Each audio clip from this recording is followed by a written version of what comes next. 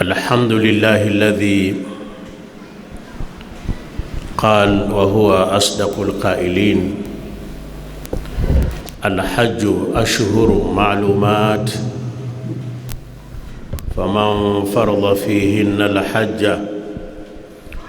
فلا رفث ولا فسوق ولا جدال في الحج. والصلاة والسلام على رسول الكريم محمد بن عبد الله الذي قال وهو أصدق القائلين: ما من أيام العمل الصالح فيهن أحب إلى الله من أيام عشر من الأيام العشر ذي الحجة. وقال صلى الله عليه وسلم: إن الله فرض الحج فحجوا. وعلى آله وأصحابه الذين تمسكوا برسول الله ففازوا ونجحوا وكانوا من المؤمنين حقا. اللهم اجعلنا منهم. اللهم ارزقنا حجا mabrura. Ndugu zangu katika dini, leo kwa taufiki yake Allah tutatakiwa kuizungumza siku muhimu kwa haji, siku ambayo ni muhimu kwa haji, siku ambayo ni muhimu kwa hajati, nao ni siku inayoitwa At-Tarwiya, Yaumu Tarwiya.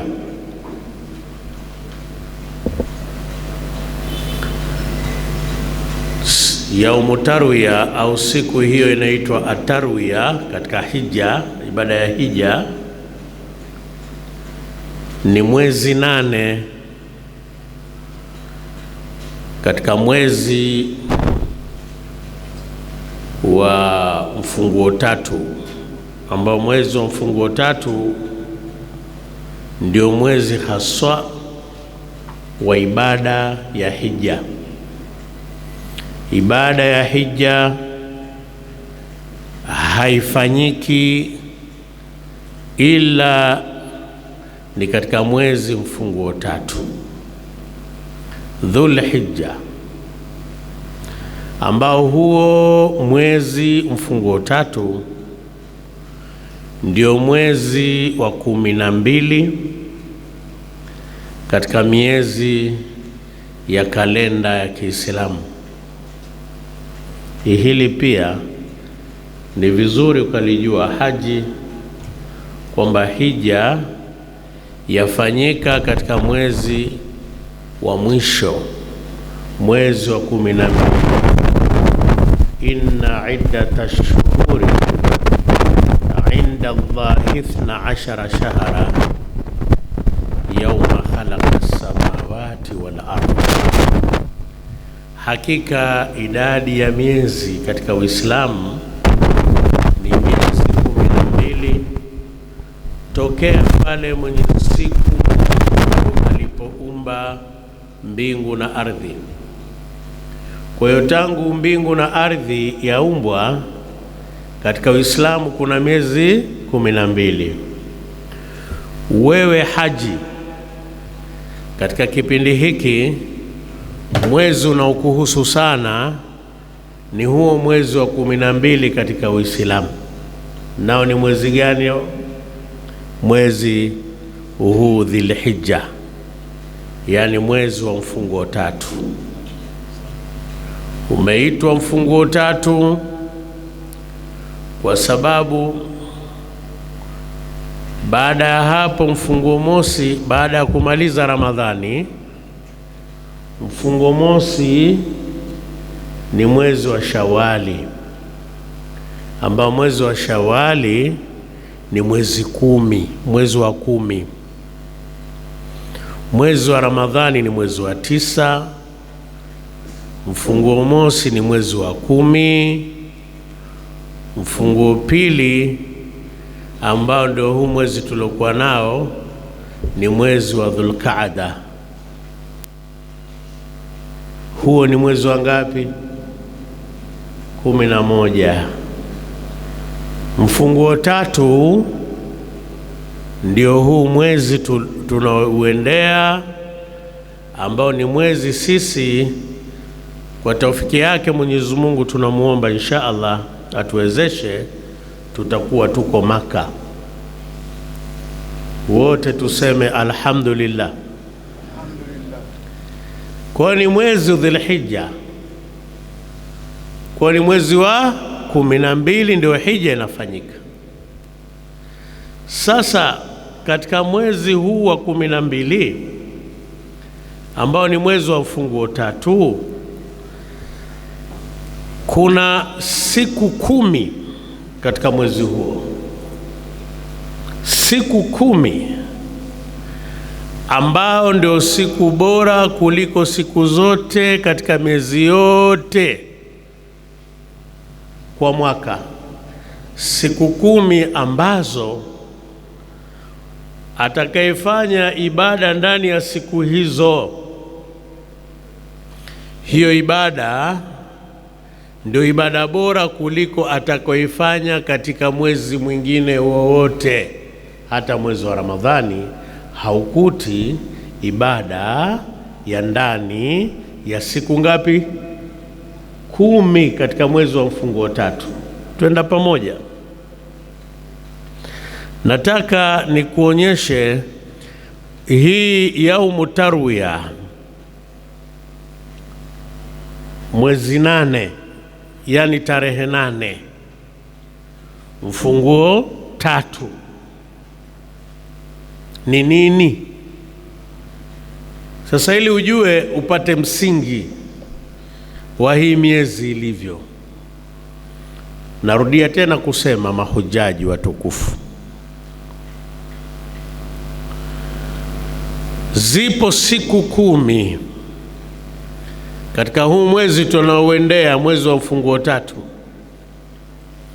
ambaye atakayejipinda katika ibada katika miezi hiyo, katika siku hizo 10, yani ibada yake ni bora kuliko miezi mingine yoyote. Bahati nzuri sana. Siku hizi 10 sio kwa ajili ya mahujaji peke yao, lakini bahati nzuri zaidi ni kwamba wewe na mimi insha Allah siku hizi 10 tutazikuta tukiwa tuko Maka. Atakayefanya ibada katika siku hizi 10 na hayuko Maka, bado amepata bahati kubwa ya kutenda matendo mema ambayo atakaomfaa baada ya kufa.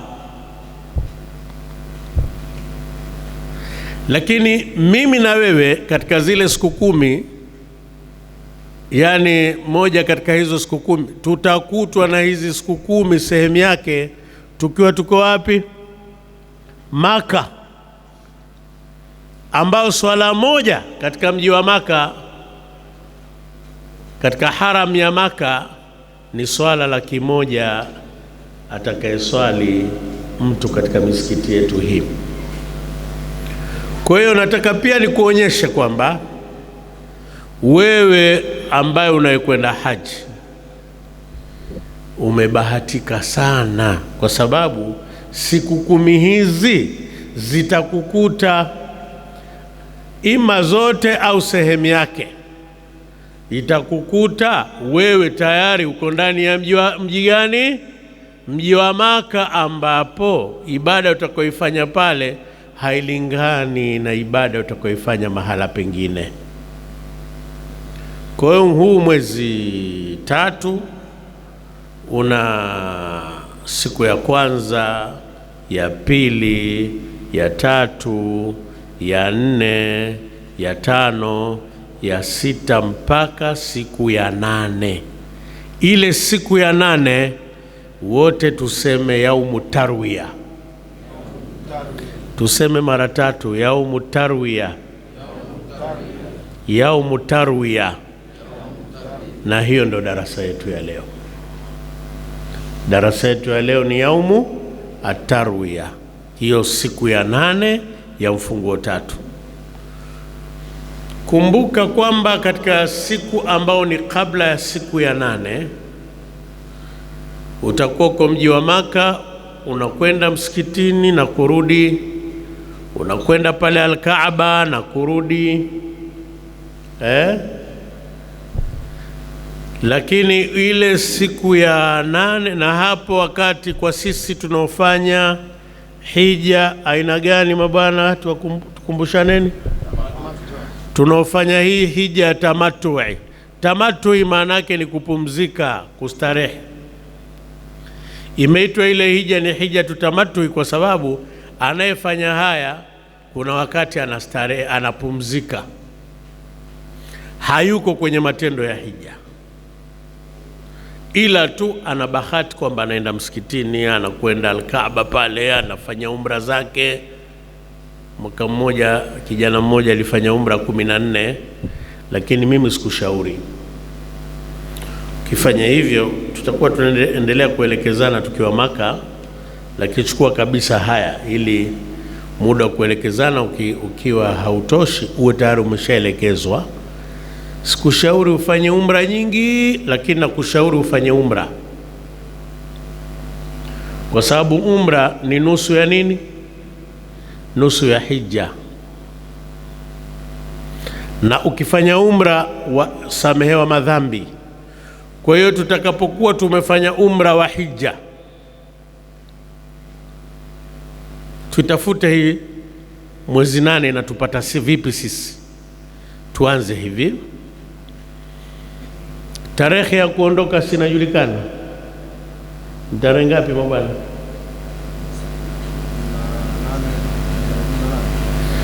Tarehe 18. Atakayeondoka siku yote katika hizo tarehe 17, 18 au 10 ngapi, tutakapoondoka ibada yetu itaanzia kwenye ndege. Hija yetu itaanzia kwenye ndege, mahala ambapo palisomeshwa vizuri sana na Sheikh Hassan Katungunya jana, ni kwamba tutakapofika katika eneo fulani huko angani, rubani atatutangazia kwamba sasa tumefika miqat.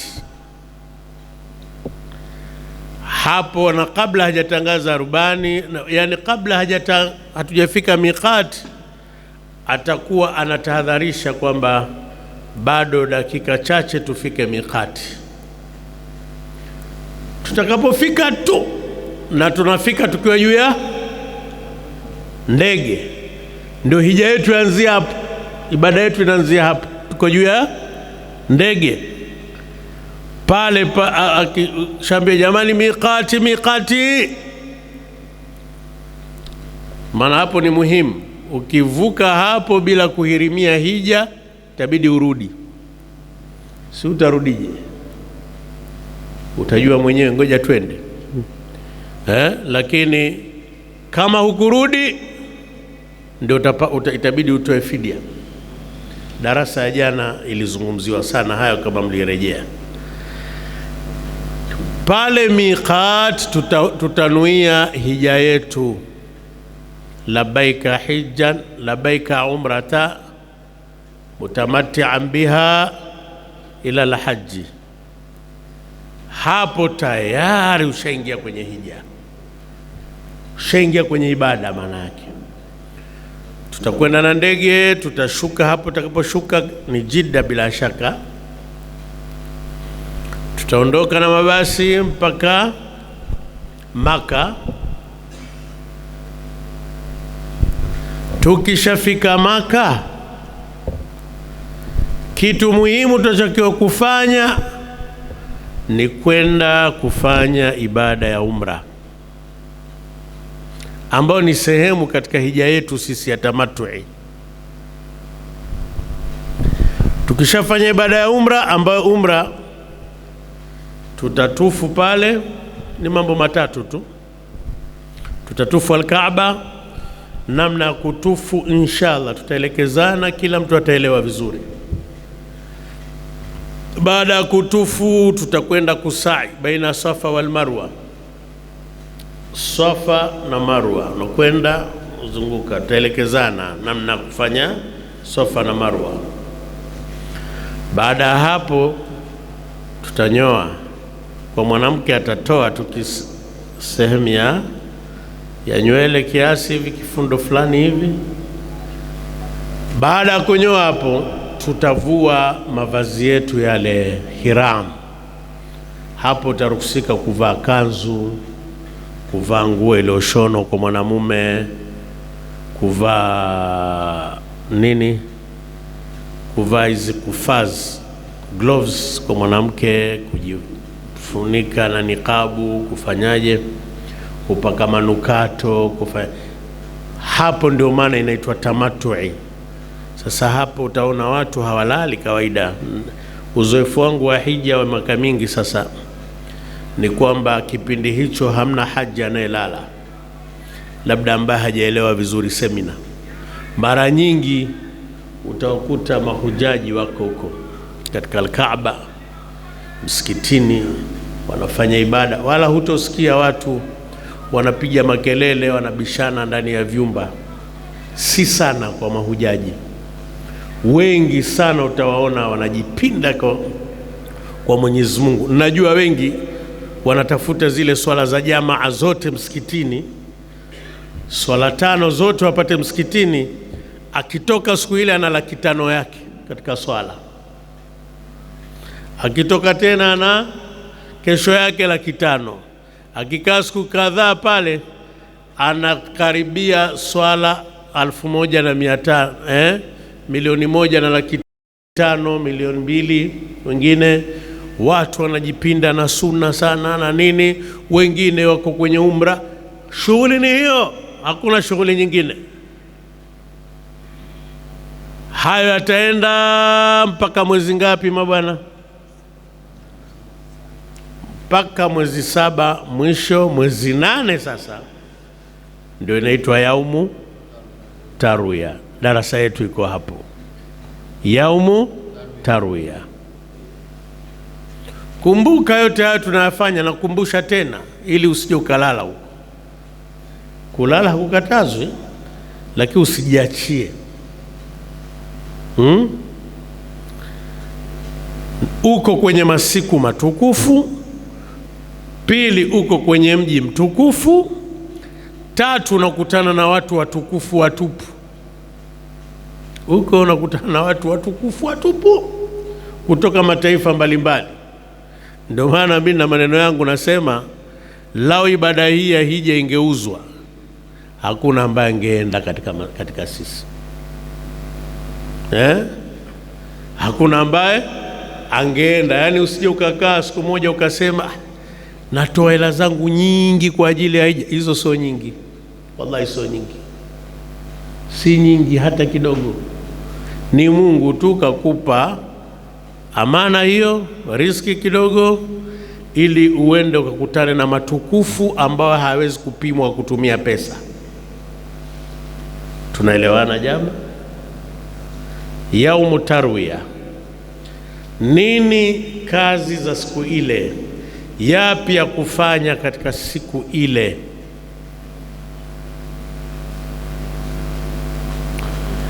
Jambo la kwanza ni kuhirimia hija.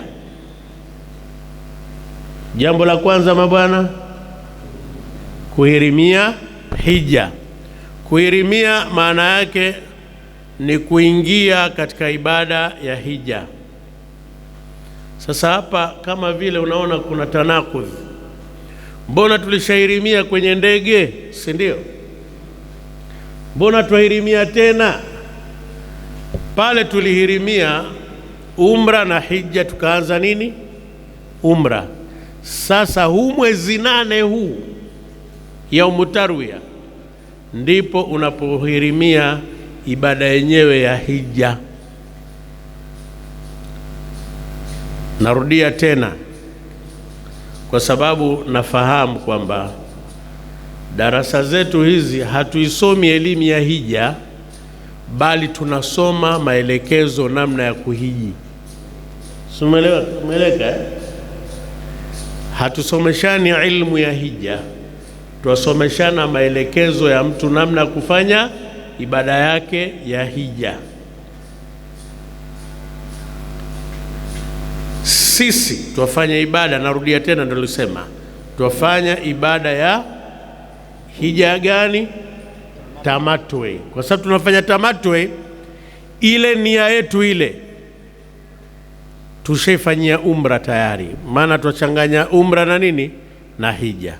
Tushafanya umra na tumeshakuwa huru, ndo kutahallal, tushafunguka na yale yaliyokatazwa kwa haji. Sasa mwezi 8 ndio tarehe, yani mwezi 8 kwa tarehe 8 mfunguo 3, ndio hapo mahujaji wote watakiwa kunuia ibada ya hija. Na hii hatunui tena kwenye ndege, tutanuia pale pale Maka tutakapokuwa katika ule mji wa Maka. Tutanuia kwenye mtu mwingine atanuia chumbani kwake waruhusika, au tanuia kwa pamoja kwenye gari wakati tunaondoka. Utasema labbaika hija, basi umetosha. Labbaika hija yatosha hiyo. Maneno hayo tuna inshallah tutaendelea kukumbushana. Ukishanuia hapo ule mwezi 8 tayari wewe ushaingia katika makatazo, ushaingia katika makatazo na umeshaingia katika nyajibu za hija. Naomba tukumbushane. Katazo la kwanza ni mahujaji, taja tu bila hata kunyosha kidole. Usikate kucha kama vile ulivyonuia pale juu ya ndege, utakiwa tena kukata kucha. Ya pili, usinyoe. Ya tatu,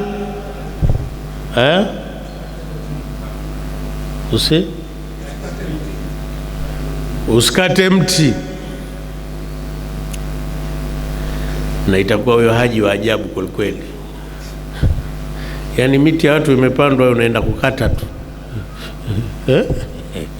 Lakini ni katazo, yani hata usipurue hata yale majani. La 4,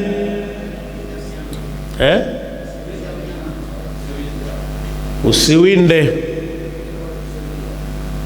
Na hamna hao wanyama wa kuwinda kule, isipokuwa wako njiwa pale. Usimuwinde yule njiwa. Wako njiwa wa Maka, wako njiwa wa Madina. La 5,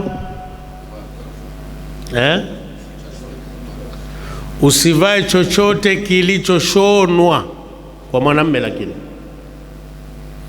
mwanamume hutavaa chochote kilichoshonwa, bali utavaa ile mashuka yetu mawili, yani shuka la juu na shuka la chini. Wengi ambao hajaenda hija, wasiwasi wao wa kwanza ni kwamba lile shuka laweza likaanguka. Wallahi halianguki, hatujai kuona hiyo. Halianguki. Na Sheikh Katungunya ni fundi wa kusomesha namna ya kuvaa lile. Wewe mzingatie. Meleka hapo. Tuko mwezi 8. Katazo lingine, usifunike kichwa. Kwa wanaume usifunike kichwa, isipokuwa wamejihusisha wanawazuoni kama jua ni kali sana hivi, mwamvuli unaweza ukatumia. Sawa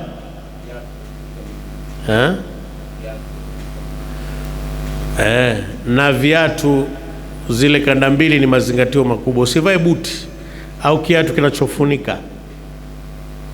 Hata kanda mbili yako, sendo yako, hakikisha haikufuniki, kuondoa wasiwasi kabisa. Ndio maana taasisi hii inatoa nini? Inatoa zile kanda mbili. Basi hata ukinunua ziwe na mfumo ule, ili hija yako usiwe na wasiwasi. Maanake wengi wanavaa sendo alafu wanakuja kuuliza, hii vipi? Iko sawa haiko sawa? Ushavaa sasa, kama haiko sawa itakuwaje? Kwa hiyo kuondoa wasiwasi, usivae. Hii kwa mwanamume na kwa mwanamke. Nyingine, manukato, wala usiende kwenye duka la manukato ukanusa manukato. Mwezi gani huo? Mwezi 8. Na huo muda wa kwenda huko dukani tena huna katika huo mwezi 8.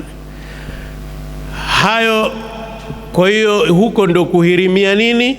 Hija katika mwezi 8. Nini sasa baada ya hapo? Hapo mahujaji wote tutaondoka kuelekea wapi? Mina. Kutoka pale msikiti wa Maka mpaka Mina si mbali, ni kiasi cha kilomita 7-8 hivi. Kilomita 7-8. Hatutembei, kuna magari maalum watatuchukua mpaka Mina. Bado tuko ndani ya mwezi 8. Kama jua litakuwa alijazama, na mara nyingi watu tunafika pale mapema tu. Pale Mina, mambo muhimu ni kupunguza swala ya adhuhuri. Ina rakaa ngapi bwana? Nauliza, unajua kwamba jawabu nili tusome tu. Swala ya adhuhuri ina rakaa 4. Hii utaipunguza kuiswali rakaa 2 kwa rakaa 2 ndani ya wakati wake. Ni sunna, ndivyo alivyofanya Mtume Muhammad sallallahu alaihi wasallam. Sio kasema sababu uwezekano kuswali 4 upo, bora swali 4. Utamkhalifu Mtume. Swala yako itaswihi, lakini utakuwa umeanzisha la kwako. Tumfuateni Mtume. Khudhu anni manasikakum, chukueni kutoka kwangu ibada yenu na pia utajikosesha fadhila bure. Ni rakaa 2. Swala dhuhuri rakaa 2. Ukisha swali rakaa 2 ya dhuhuri, watakiwa ufanye nini? Yale ni maeneo ya kumtaja Mungu, kuomba dua sana, kwa sababu maeneo kama yale huwezi kukutana nayo tena. Ukishaondoka kwenye ule mji wa watu wa Maka, maana nchi ya watu ile ina sheria zake. Utasema huu ni mji wetu wote wa Islam, kwanza kazaliwa mtume wetu, mimi nakaa tu. Haiwezekani, utatakiwa urudi kwenu. Ukirudi sasa, ndio hizi swala zetu hizi tutaendelea na swala zetu hizi za kawaida. Tunasema za kawaida kwa sababu huna tena ile laki ngapi? Laki moja. Kwa hiyo fursa utakayoipata pale Mina, ndugu zangu Waislamu, uitumie kumtaja Mungu, kujitakasha, kuomba msamaha sana. Yale ndio maeneo mazuri sana ya kutubia. Kila mmoja ana mzigo wa madhambi anaojua mwenyewe. Bali insanu ala nafsihi, kila mtu anajijua. Na wallahi hakuna ambaye hana dhambi, kila mmoja ana dhambi. Kule sasa ndio sehemu ya kujitakasha, ndio fursa ya kumlilia Mungu na kumuomba Mwenyezi Mungu akujalie usije ukarudi tena ulipotoka. Kwa hiyo Mina kazi yake ni kumtaja Mungu, umechoka, unapumzika, ukiamka unamtaja Mungu, unaomba dua. Usione haya kumwomba Allah subhanahu. Kuna mtu mwingine anaona haya kufanya dua kama ataonekana huyu naye kazidi. Fanya, kwa sababu utakutana vipi na fursa ile? Zungumza na Mungu kwa lugha zote, kwa hali zote. Uko Mina ni moja katika maeneo 18 ambayo dua zinaitikwa. Inshallah hata kuja kuelekezana. Lakini kwenye maisha lazima mjue kuna target na credit. Yanatangulizwa kujulikana yale yalikuwa muhimu, mtu anashikilia yale muhimu kwanza, au yale ya lazima alafu anafuata yale ya muhimu. Lazima ushikilie yale ya lazima alafu ndio unakuja muhimu. Haya tunaeleza ni muhimu. Ikifika alasiri uko Mina, naomba usikilize kwa makini, kwa sababu nikimaliza huwa nina kawaida ya kumwambia mtu asimame afanye summary. Alafu sasa sijui nitampa nani. Kwa hiyo wewe sikiliza, tusiajabu utakuwa mwewe. Ikifika swala ya alasiri usiswali raka ngapi? Na hamna sunna baadia pale. Ndivyo shekhi. Pale Mina hakuna sunna baadia. Kwa nini zaondolewa zote? Ni ili upate nafasi ya kujinyenyekeza kwa Mungu. Ajabu sasa pale Mina, baadhi yao ndio sehemu ya story. Ushapiga story zisizokuwa na maana pale, tayari ile nafasi ya kupata ile hija aliyozungumza Mtume, alhajjul mabrur laysa lahu jazaa'un illa aljanna, ushapunguza ile nafasi ya wewe. Hija yako itaswihi, lakini kupata ile hija ile yenyewe ambao ukirudi ni kama uliozaliwa upya, unaweza ukaikosa. Na kupiga story, kuzungumza si vibaya, wala kujadiliana si vibaya katika hija. Hata hapo Mina jadilianeni, lakini angalieni mijadala yenu, mnajadiliana nini? Meleka habari ya Simba na Yanga utakutana nayo huku ukirudi pale, si mahala pake tena. Yani kule ikiwezekana, watu wengi nao na wanafanya hivyo, anafunga simu, anaachana kabisa na simu. Siachane nayo moja kwa moja, nayo ni mtihani, kwa sababu kuna mahitaji mengine yako ya kifamilia huko, huwezi kujua. Lakini mtu ili ibada yake isiingie dhiki, wengi sana anaagana na simu sana, ogopa kwamba si angalia, maana nafsi inashawishi. So ukaangalia tena siasa, kaja ukaangalia tena sui nini, utajikuta unashughulishwa na vitu ambavyo havijakupeleka kule. So unajua simu inashughulisha kuliko kitu kingine chochote. Kule ndo wakati wa kufanya sana dhikri, kumtaja sana Mwenyezi Mungu na kumuomba sana Mwenyezi Mungu. Kwa hiyo swala alasiri nayo inaswaliwa raka ngapi? 2. Bado tuko kwenye yaumu tarwiya, maana sasa tuko kwenye swala ya alasiri. Hapo utajipinda na ibada, kwa sababu ni siku chache kama Qur'ani inavyosema. Qur'ani inasema mumtaje sana Mwenyezi Mungu katika masiku machache, yani yale masiku ya kuwepo pale Mina, mwezi 8 huo. Ikifika swala ya magharibi, bado utaswali magharibi.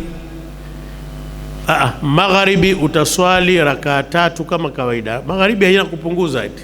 Sawa? Ukishamaliza tu kuswali magharibi, endelea kumwomba Mungu, endelea kujipinda.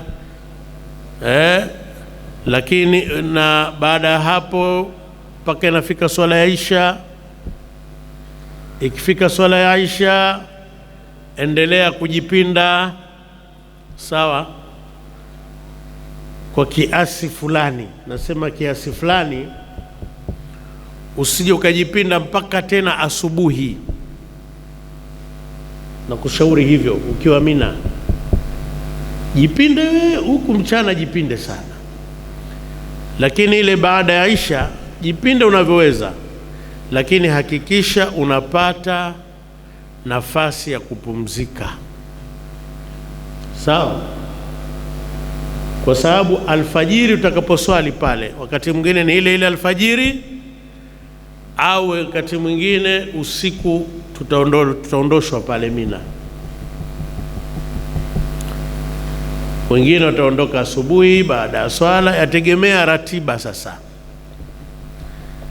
Na pale wakati mwingine, na hili bora tuliseme, taasisi zinaweza zikalaumiwa sana, mabasi mnachelewesha, mnafanyaje?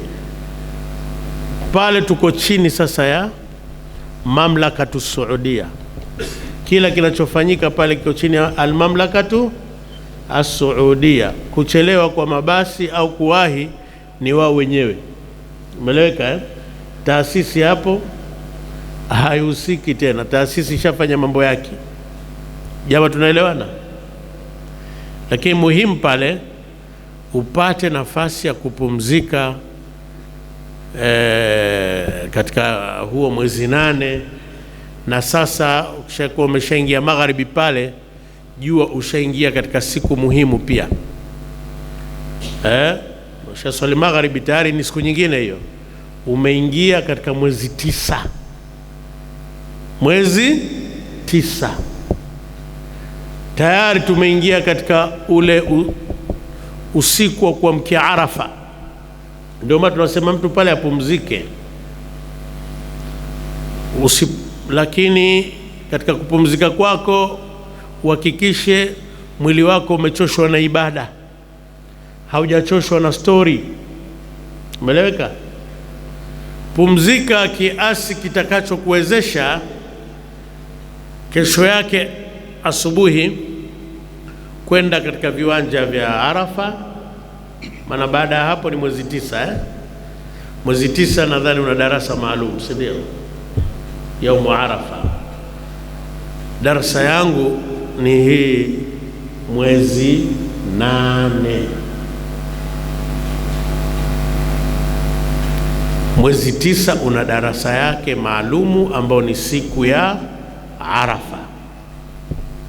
Na hiyo siku ya Arafa tutatoka pale Mina, ima ni asubuhi au wakati utakaopangwa na mamlaka ya Saudia. Hapo ndio mwisho wa hiyo darsa. Nitapenda sasa kupatikane mukhtasari wake, na nje ya hiyo darasa tutaelekezana pia baadhi ya mambo mengine muhimu.